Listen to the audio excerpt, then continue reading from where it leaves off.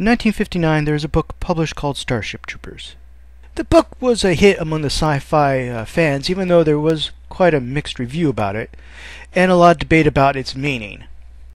In 1997, they actually made a movie called Starship Troopers.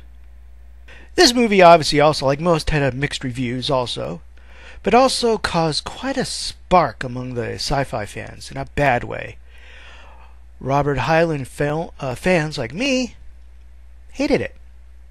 Even when you took the book out of it, it was still a horrible movie, but putting the title Starship Troopers on it was horrifying. It just was horrible. Many of you who are not fans of sci-fi or a fan of this certain author might not have really understood the total impact. It's military sci-fi, isn't it? Isn't this what the movie was about? Not exactly. Let me explain. Now, before I start, let me point out I'm a huge fan of this author. So, when I do this review, I'm obviously going to kind of be a little emotional and opinionated about it.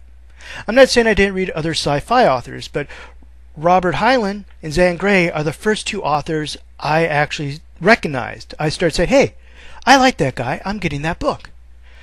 So, when I saw Starship Troopers was a movie, I really hoped they were going to get it right. They didn't, but Starship Troopers is 80%, and this is very important, philosophy. It's about responsibility. It's about responsibility towards yourself, towards your society. It's about political science and ideas. Most of his books were about ideas, responsibility, freedom, libertarianism, democracy, all this and more. Now, the book also has been accused of glorifying the military and war, though I think it's more glorifying the grunts and the people who put themselves between us and danger. There was a lot of mixed results, like I said, a lot of mixed reviews. Some people liked it, some people hated it. And it has shaped a lot of science fiction. The book Armor, the book The Forever War, and the characters of the Colonial Marines from the second Alien movie. Oh, the actors who played the Colonial Marines, one of the requirements was to read Starship Troopers. A lot of the terminology they used, including bug hunt, was from the novel. Now, the novel's biggest point is responsibility, and one of the things in the novel is that the society, only vets have full citizenship, which is one of the controversies. You know, what happens to the other people, or do they get disenfranchised? I think I'm saying that right. The thing with Heinlein is that he would take an idea and go to the extreme. It was a thought experiment, just like H.G. Wells or James P. Hogan or Isaac Asimov. They'd take an idea and go with it.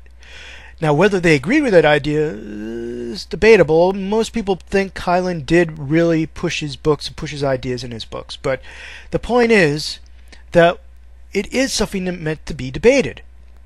And that's what this book did. And it caused a lot of controversy, but a lot of people liked it. And as you can tell, still, if they didn't still like it, they wouldn't have had that movie, or the anime, or the board games, or the computer games, or all that other stuff.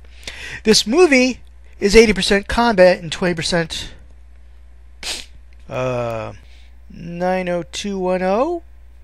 And then, of course, there was that one nitpick most fans had about the movie.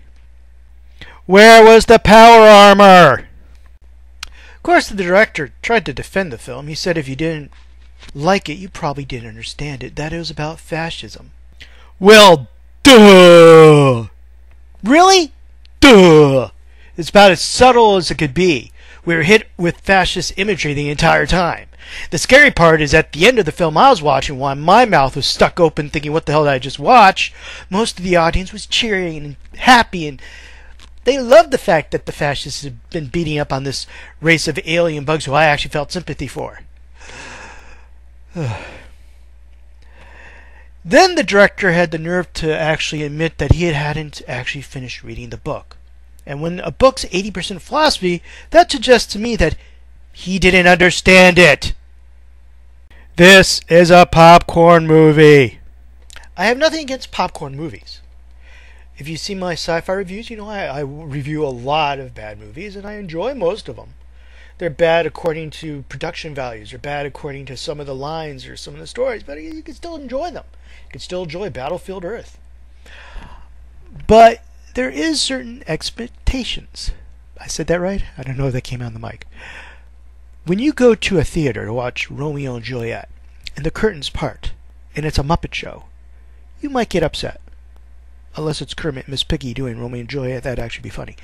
But, you know, when you go to Starship Troopers, and you see something that is nowhere near the book, the philosophy, the characters, the power suits, the tactics are worse than tactics used in World War I. They have all these spaceships and shuttles, and they still walk around with. They know the bugs attack them from the ground, but they don't do any reinforcement in the forts. Even when you take out the book, the movie doesn't make any sense. And yes, I understand maybe some people didn't understand the movie. In fact, I'm sure a lot of people didn't understand the movie.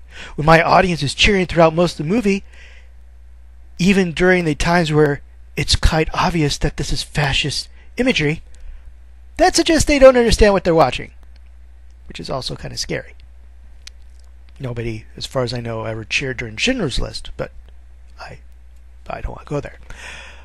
So I hope I helped explain why many of the fans, like I said, were upset, and I hope I didn't get too upsetting myself. And if you like the film, once again, that's okay.